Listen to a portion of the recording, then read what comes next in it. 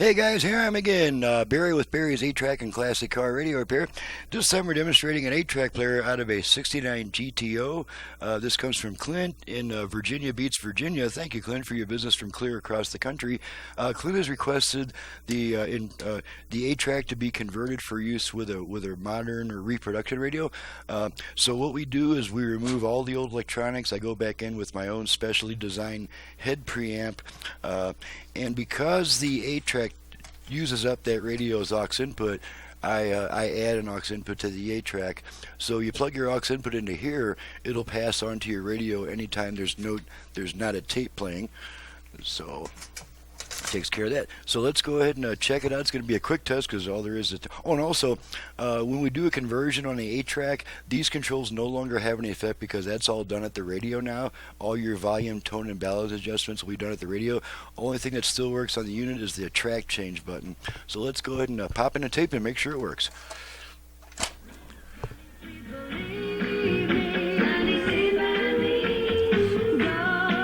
Make sure we got both sides.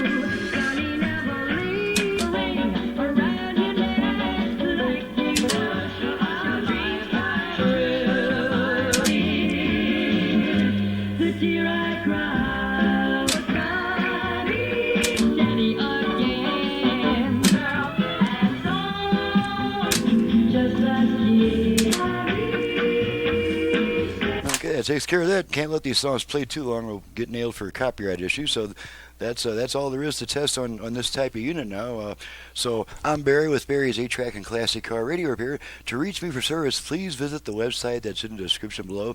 And if you read the entire homepage, only the homepage, and download and print the work order, that'll answer all your questions about my prices, options, and turn times. Saves us both about 15 minutes on the phone with each new customer. So thanks so much for watching and listening. And thank you, Clint, for your business all the way from Virginia.